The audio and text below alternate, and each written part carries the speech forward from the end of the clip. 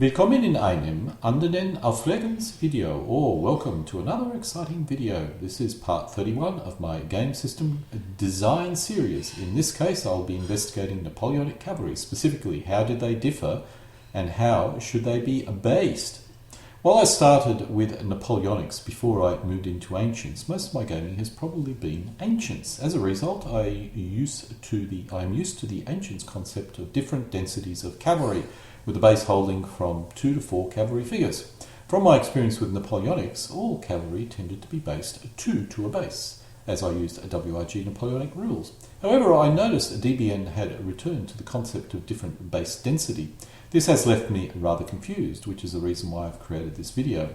I'm trying to work out exactly how I should be basing my Napoleonic cavalry figures, and hoping desperately that the way I've based them is actually the correct way.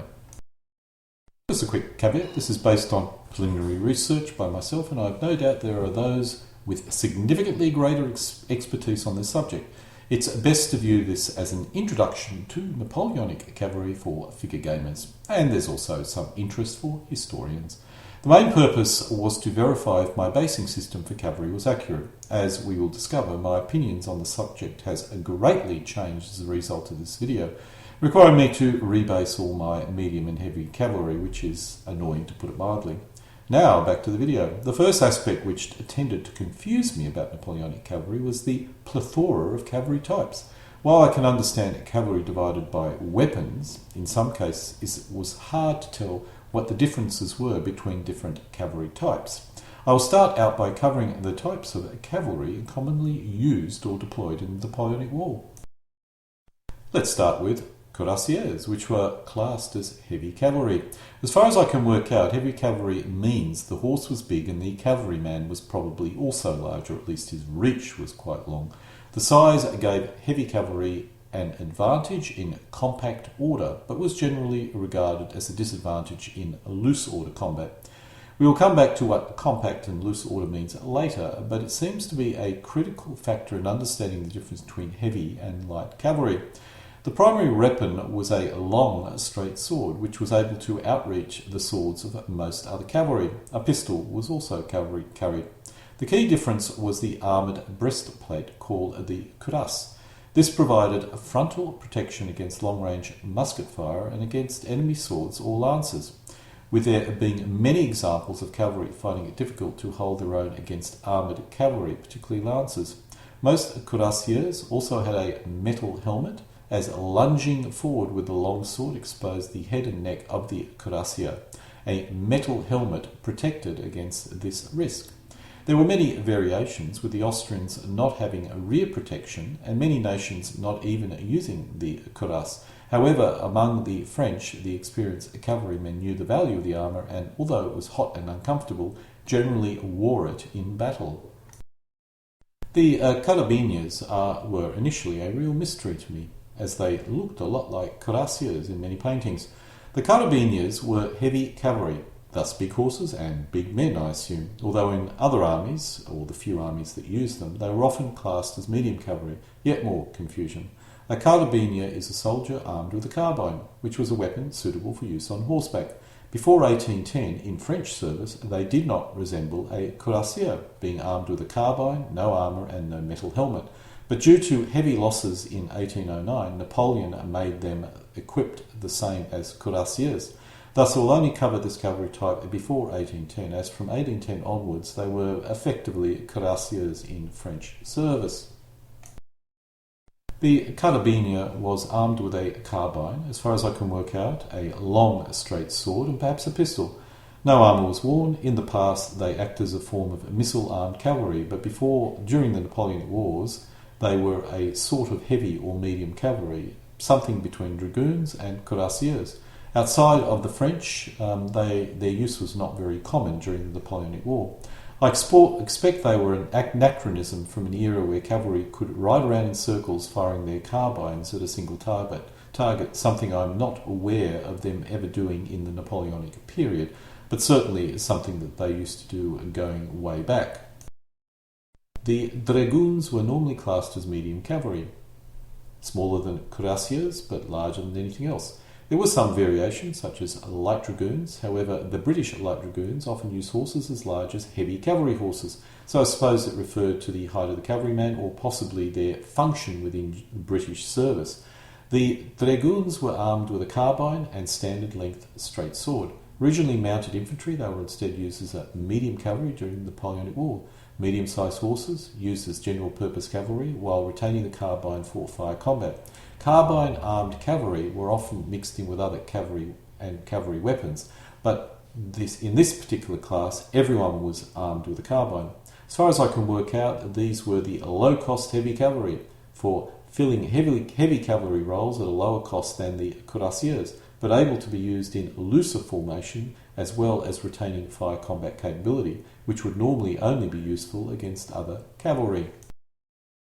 The Chevaliers Just were literally simply light cavalry and described a wide range of different types of light cavalry, from sword-armed or lancer-armed cavalry. Being light, the horse was smaller, and I assume the trooper was smaller as well. The French often used this term for special lance-armed cavalry.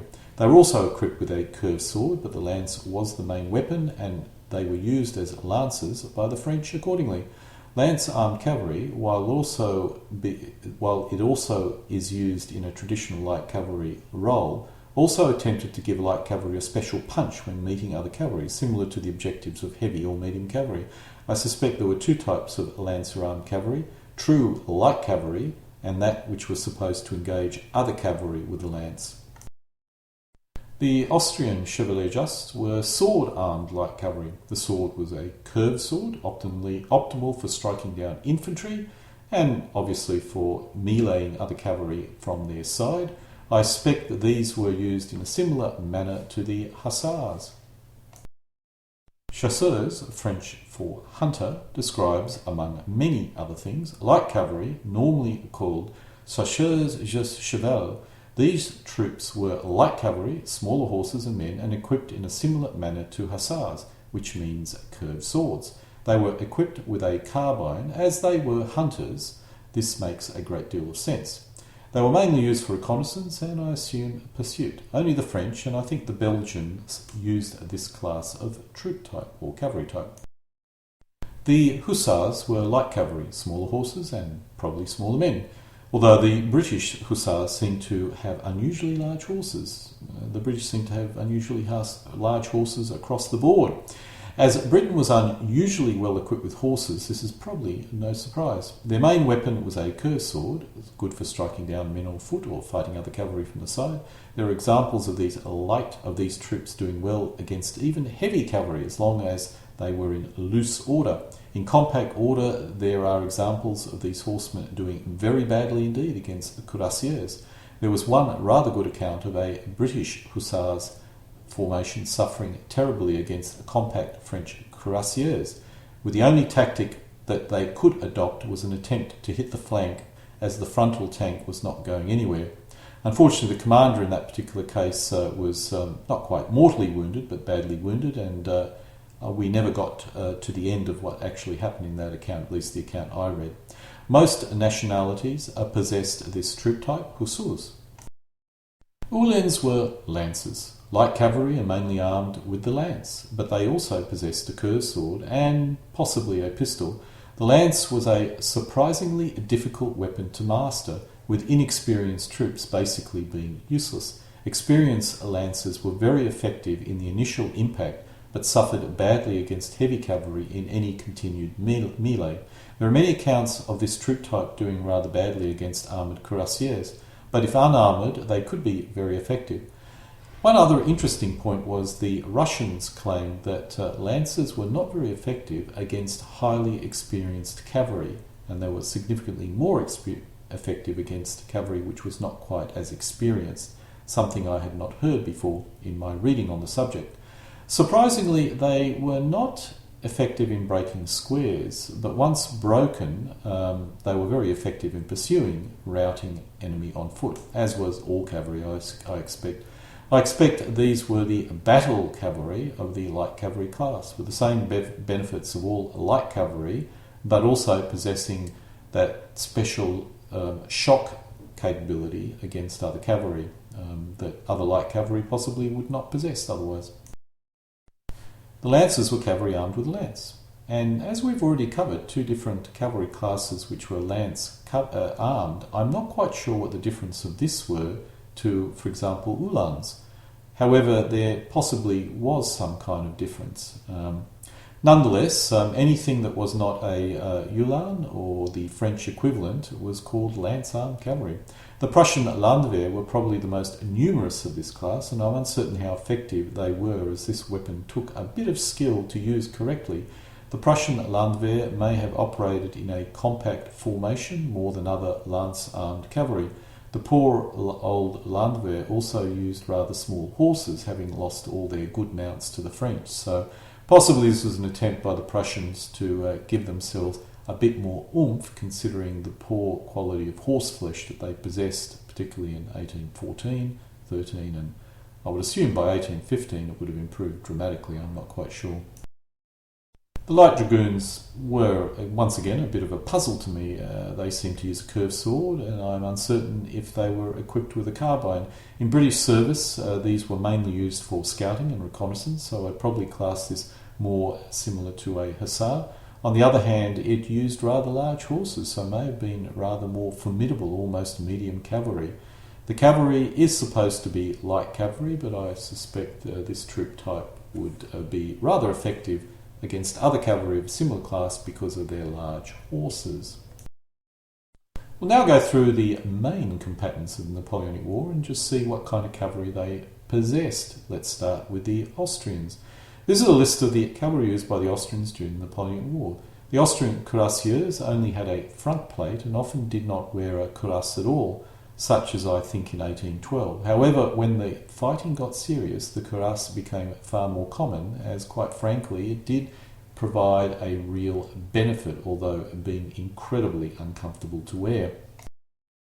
We'll move to the French. Now this list comes from an army list for a set of rules, but does show you the main cavalry type of the French. The Guard and Line Lancers may have been similarly armed, but the Guards, of course, getting better equipment, conditions, etc. The whole topics of Guards and elite troops warrants a video in its own right, so we'll not be bothering to cover that. I'm only looking at the equipment and horse size, etc. This lists the Prussian cavalry types, and as this comes from army lists, they do differentiate between Liebe Hussars and Hussars, which as far as I can work out is purely due to morale differences, which we'll not be covering, so let's just assume they're identical. Looking at the list of Russian cavalry, they do have one unique cavalry type which I've not covered, the Cossack. The bulk of Cossacks were armed with a rather long lance, in fact longer than most other lances, a curved sword and in some cases a pistol, and could be probably better classed as irregular cavalry. On the other hand, there are a good number of accounts where they fought reasonably well and in an organised manner, so I suppose they are an unusual type of standard lance-armed light cavalry. They did have some negatives. I think one of the Russian or French commanders who wrote some memoirs of the war did make a comment that the biggest problem with Cossacks were that they could not read maps. They sometimes forgot to inform their commander when they discovered the enemy, and they went off and did things in a rather erratic and irregular manner, but otherwise were extremely effective cavalry. This lists the cavalry that Great Britain used during the Napoleonic Wars. Now the only unusual type here, which no other nationality seemed to have, was this thing called light dragoons, which seemed to be a form of light cavalry in British service, while the heavy dragoons were more standard dragoons, designed to, I suppose, fight in compact formation, other cavalry. The British had very good horses, so I expect their heavy dragoons may have been closer to heavy cavalry, and I also suspect their light dragoons were probably a bit closer to medium cavalry. The household guards may have been the closest to a cuirassier in British service. There were accounts some used the cuirass in the early war period, but I understand this was not normal, and while they did adopt the cuirass after the war in some situations, mainly ceremonial, I suspect it was not used much during the Napoleonic War. Let's now look at what does it mean to be heavy or light, or even medium. Basically, according to the French army manuals, it was all about how big the height was, or the height of horse seems to be the main factor in whether cavalry was considered light or heavy.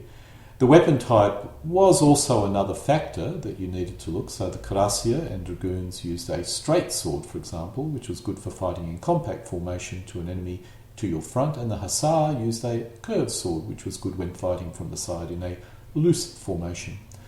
According to orders issued in October 28, 1802, the horses for French cuirassiers and dragoons were to be within 15.25 and 15.5 hands tall, which you can see on this chart what that means in metric. After the war in 1805, the minimum height for horses were relaxed, even for the cuirassiers, but when Prussian and Austrian horses were captured and new territories annexed, the requirements were heightened again. In 1812, the height of horses are as you can see here. Now that we've gone through the different cavalry types, the next topic I want to cover is formations. The recommended compact formation frontage per horse was about 1 metre according to the French. The British suggested a, 6-inch clearance from stirrup to stirrup, which is probably also 1 metre depending on the size of the horse. This shows a painting of French heavy cavalry, cuirassiers, post-1810, most likely, charging. There is not much room between the men.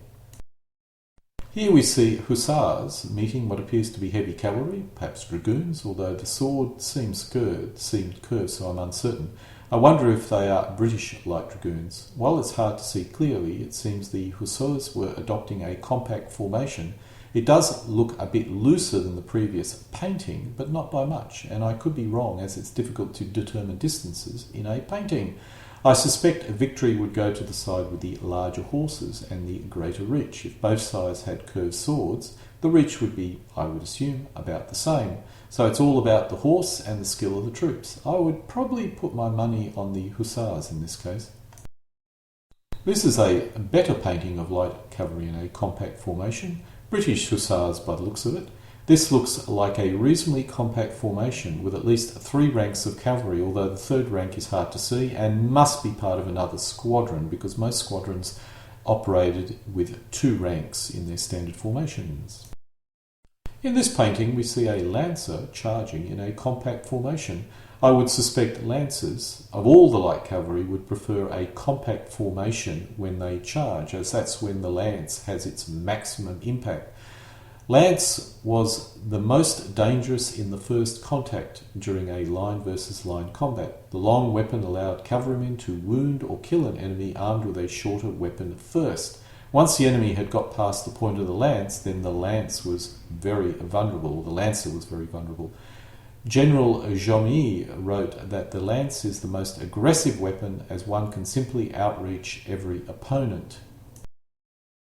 While this painting is clearly staged, it shows what could be the preferred tactic of light cavalry, fighting from the side and using the manoeuvrability and flexibility of the smaller horse and curved weapon to its full effect.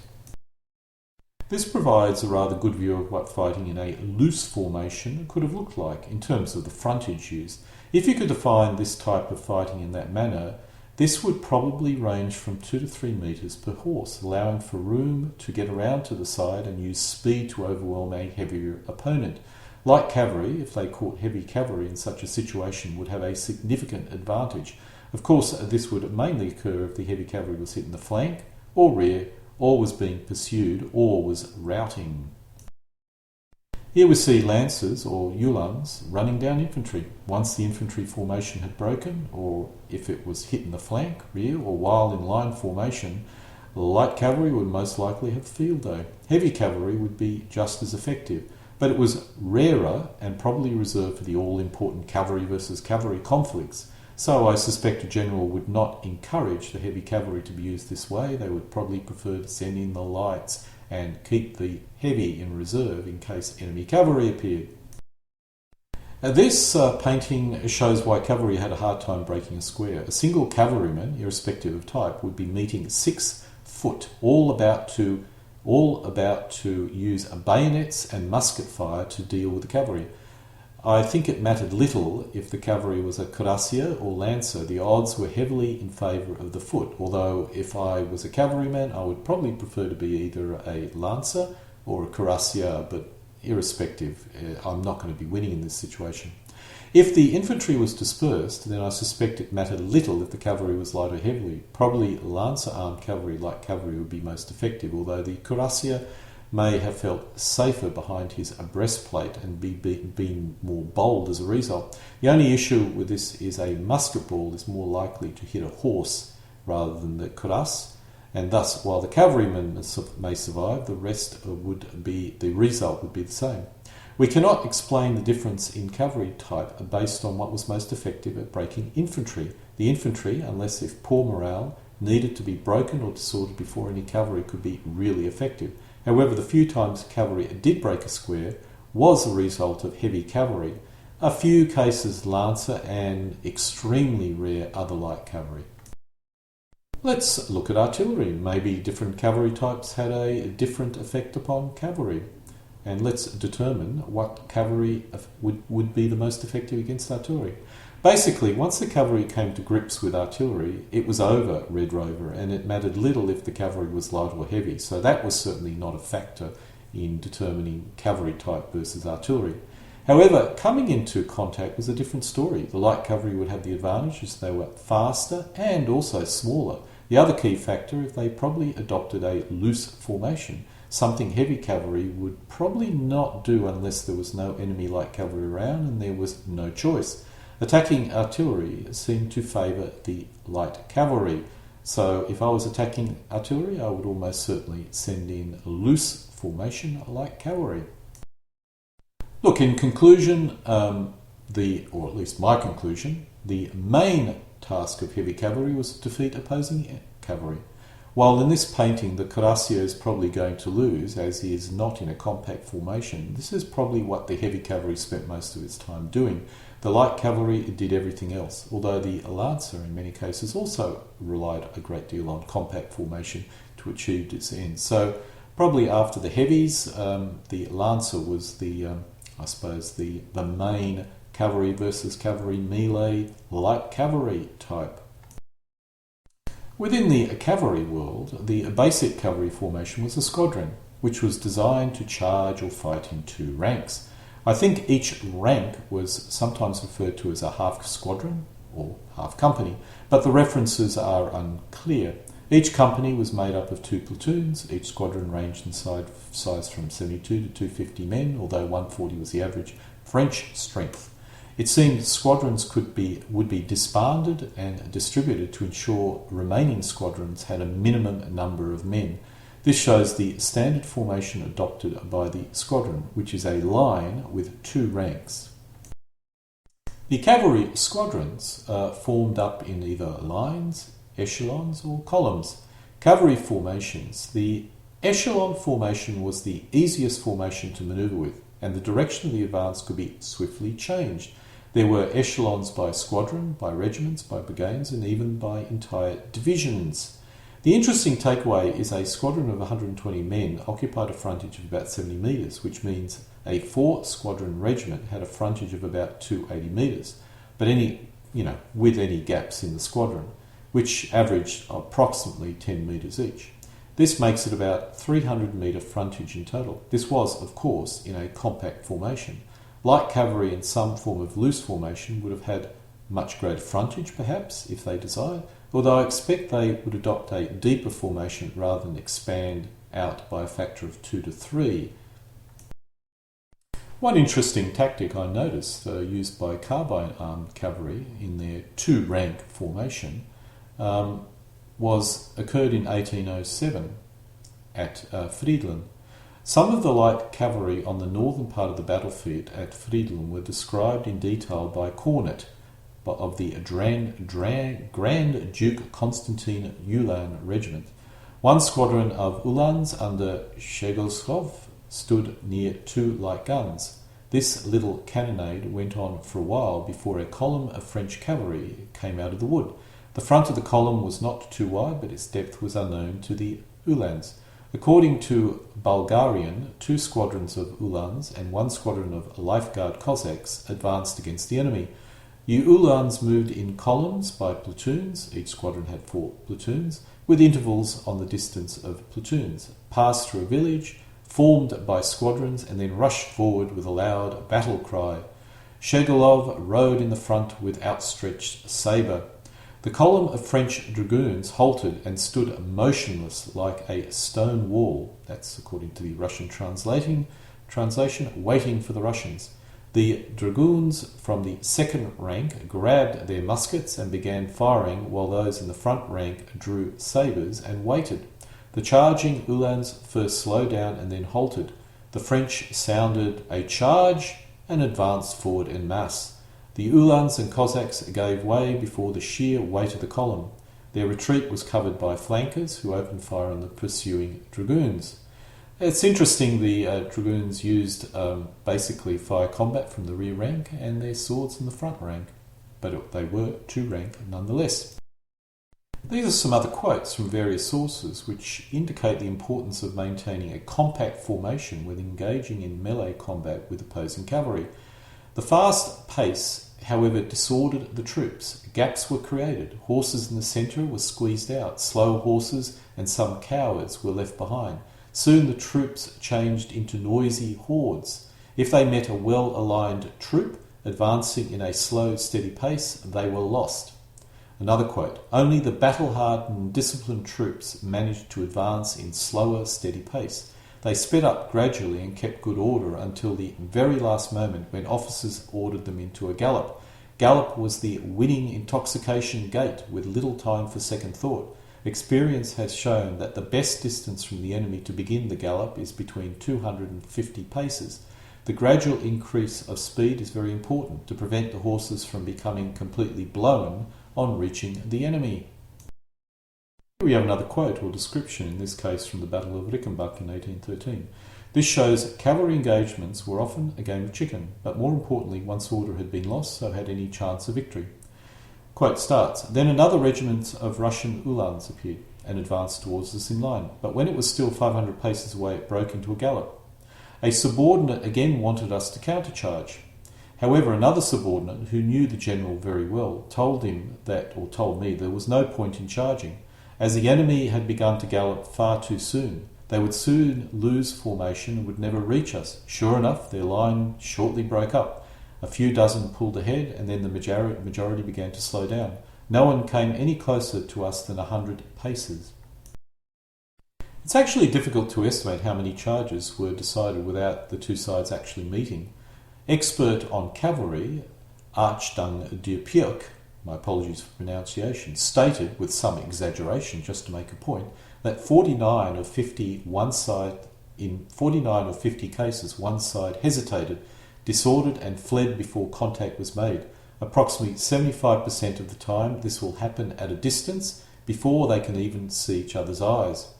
Already in the 18th century, Mirabel wrote that veteran cavalry officers have told us that when two bodies of cavalry charge one another, it almost always happens that one party flees before the other can meet it. Sabre blows are dealt with only during the pursuit. Often they will get closer. Even in those few cases where both sides collide, there was no shock at full speed, but a halt face to face and then an engagement over the head of the horse. Or if they're two rows of light cavalry, I would assume they would try and intermingle so they could combat on the side. Some of the quotes that I read did puzzle me, particularly this quote. If both sides were of equal morale, then the horsemen would pass through each other's formation and come out at the other side. Sometimes they would continue forward until they were overthrown by the second line of enemy cavalry. I'm uncertain how this would occur if the cavalry was in compact formation. Perhaps this indicates light cavalry would adopt a looser formation when meeting other light cavalry. As Hussars deliver their main attack from the side, this makes sense. However, I can't find any official military documents or recommendations which states this is to be the case, or this is the formation that you need to adopt when light meets light. Perhaps it just simply happened regardless, and all the instruction provided was a desperate attempt to stop this happening. It's difficult to know for certain. This other quote probably describes things in a more let's say, accurate manner, officially anyway. When in a compact formation, there was no passing through each other's line. Only in a loose formation, possibly caused by the disorder of a charge, would formations pass through each other. According to Dupuy, there were frequent instances where two lines of cavalry which confront each other without dodging, each waiting for the other to retire and make a mistake.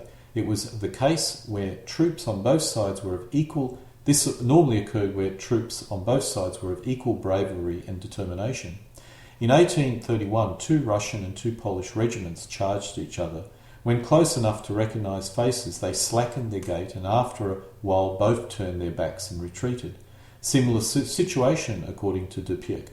This can be observed between 2 dogs, cats or lions, when the courage is equal and each side knows this. In 1812, at Villadrogue, the French and British cavalry attacked each other, and after a prolonged fight, 10 minutes, note, took place. There came one more French regiment, got around the flank and rolled the British up. This last quote kind of indicates what a prolonged fight represented in Cavalry Compact. 10 minutes, for example. While cuirassiers and lancers could be considered as cavalry specifically designed to deal with enemy cavalry, the lancers did not fare well against cuirassiers. Apart from an example in 1813 at Leipzig, the lancers normally were unable to prevail against cuirassiers. Thus, I expect the lancers basically were the poor man's anti-cavalry force. This could be why the Prussians armed their Landwehr with lancers, in an attempt to give their cavalry the edge required to prevail against enemy light cavalry, considering their general inferiority in cavalry in the latter period of the war. But when up against cuirassiers, I'm sorry, the Prussians would need to try and get around the flank or try and break up the cuirassiers if they wanted to have any chance of victory against them. In this image we see where the cavalry really get a big plus, or their big advantage is chasing down poor hapless infantry, as you can see by the scared expression of the poor old Frenchman there on the left.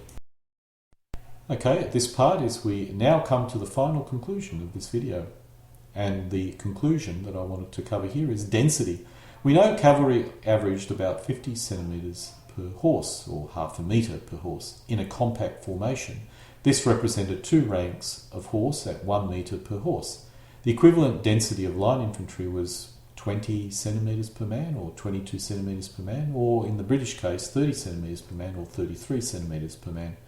This explains why WRG rules, the rules back in the 1970s, which used the common base width, based 4 line infantry to a base and 2 cavalry to a base. This does represent the correct ratio, one which many rules do continue to adopt today. This is annoying because I have based my lights at 2 per base, which is correct according to WRG, and my medium heavy at 3 to base, which makes no sense based on everything that I've covered at the present moment in this video. Damn. I have no real idea what a loose formation density would look like. It must be at least 2 metres per horse to allow light cavalry to go around the side of his opponent, more likely more. The real question is, did the formation width increase, or was it simply an increase in depth? I suspect a combination of both, but the main factor was an increase in depth. The other issue was this would have only been adopted when facing opponents who also adopted a loose formation. Taking on two enemy cuirassiers with a single hussar or even a ulan was not something that was ever going to occur.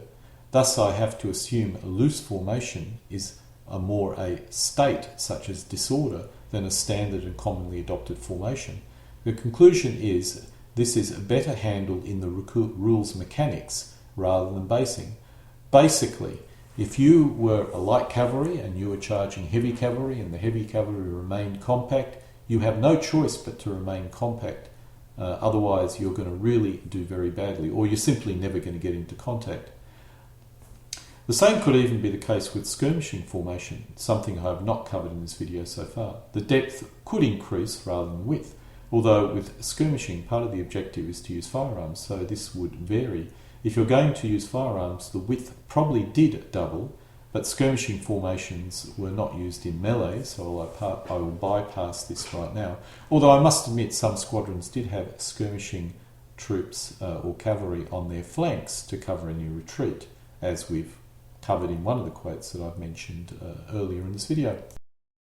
Thus, we know heavy and medium cavalry, as well as most lancers, needed to remain in compact formation, but we know lighter cavalry often did not, either by accident or on purpose. Thus, we need a way to depict this, which is where different basing may be useful. Heavies and Lancearm cavalry, which were primarily designed for cavalry versus cavalry action, could be depicted by basing through to a base. Light cavalry could be depicted by basing 2 to a base. Another option is to keep the heavies at 2 per base and the lights to 1 per base, but this doesn't look very good, so let's just ignore this suggestion. Unfortunately, as we'll see, this theory doesn't actually work very well. The other factor that we haven't considered so far is many rules offer a different scale for infantry and cavalry. So WRG uses a 50 to 1 for infantry and a 41 to cavalry. Thus, 3 by 40 cavalry equals 120 cavalry, which will have a frontage of 60 metres, while 4 by 50 foot equals 200 men, which would have a frontage of 40 metres. 2 cavalries per base would have a frontage of 40 metres, so it's the closest match.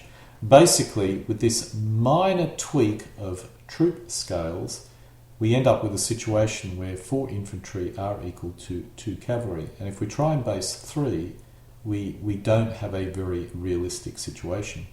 My final conclusion is all cavalry should be based 2 per base, with infantry 4 per base. Obviously there's light infantry at 3 and skirmishing at 2. Let's ignore that for the moment. On the other hand, having a 3 cavalry base could be used to depict compact formation cavalry, or shock cavalry, or cavalry with a special combat advantage against other cavalry, assuming this is required or even important. This is rather annoying, as now I may be forced to rebase all my medium and heavy cavalry. I now wish I did not do this analysis. However, I could always change the scale in my rules to achieve a midpoint. Let's see if this is possible, thus retaining my 3 cavalry per base. If I adopt an infantry scale of 1 in 250 and a cavalry scale of 1 in 175, then some form of middle ground could be arrived at. The only issue with this is there will be now too many light cavalry elements and lesser heavy cavalry elements. In conclusion, I have no choice but to rebase, which is rather annoying. Basically, when you base cavalry, you have to assume that the density is going to be compact formation. Unless, of course, you're referring to skirmishing cavalry, and we're not talking about that. If that cavalry adopts a looser formation during combat for whatever reason, that is better depicted by placing a loose formation marker on the base and applying whatever modifiers are required. Because basically all cavalry could adopt loose formation, and I have to admit, heavy cavalry adopting it is not very good, but they could nonetheless. Disorder, for example, I would assume would be loose formation. Thus, all cavalry need to be the same except for skirmishing. I also looked at some other rules. I checked the scale for DBN, but there is no realistic scale ratios which I could use. DBN is really element based, so the number of figures on an element simply tells you what the element is, not how many men are on the element.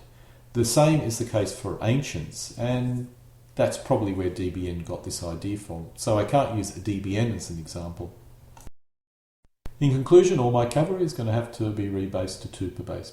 However, one interesting point came from the analysis I did in this video, and that is base width. I commonly always use a base width of 4 cm for 15mm figures these days, but used to use the WRG 3 cm wide bases in the past.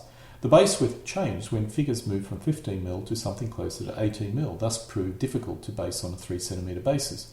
Now, this was mainly an issue with infantry. Trying to place 4 18mm infantry on a 3 cm base basically was impossible. You had to go to 4 cm. Now, if you possessed true 15mm figures, then a base width of 3 cm is perfectly acceptable. You can get your 4 infantry onto a 3 cm base with not too many problems. So as long as you avoided 18mm infantry, then you can base everything on a 3 cm wide base. Now, the benefit of this is one problem with putting 2 cavalry on a 4 cm base is that they don't look like they're in a compact formation. I mean, they're not really stirrup to stirrup. There's big gaps in it. So, possibly from an aesthetic point of view, you could say that the cavalry is not being depicted correctly. Now, of course, in reality, it's to do with the way the ranks, it's just 2 ranks rather than 3 and all this sort of stuff. But nonetheless, optics are important. If you place it on a 3 centimetre wide base, then it looks a bit more like it's in a compact formation. However, if you're going to use 18mm figures, then you have no real choice. You have to go to 4 centimetres. And in the end, I will stay with 4 centimetre wide bases, even if the cavalry is not historically depicted stirrup to stirrup. It allows me to place, one advantage, it allows me to place a lot more diorama on the base. But for players who only use 15mm figures and who do not plan on purchasing any 18mm figures, then yeah, 3 centimetre wide bases are an option. I'm even considering doing that with 10mm Napoleonic figures, although I probably will not go down that path. These days I like putting lots of diorama on my base. This is a chart, and it's purely my own personal opinion, and others can certainly object to it, where I attempt to break down all the different cavalry classes and how they differ from each other. This is certainly not complete and may actually be not particularly accurate based on references that I have not seen, but may provide some vision or ideas to a new player on the difference between cavalry. Because I can tell you what, when I got into this hobby, I was confused as hell when it came down to all the different cavalry types in a desperate attempt to try and understand what really was the difference between a Hussar and a Lancearm Landwehr, for example.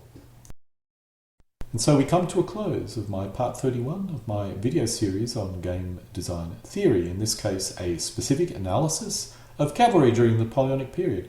Now I'm off to start rebasing my Napoleonic figures. All I can say is I'm glad I glued them down with PVC, because now I can just simply soak the bases and they'll come off.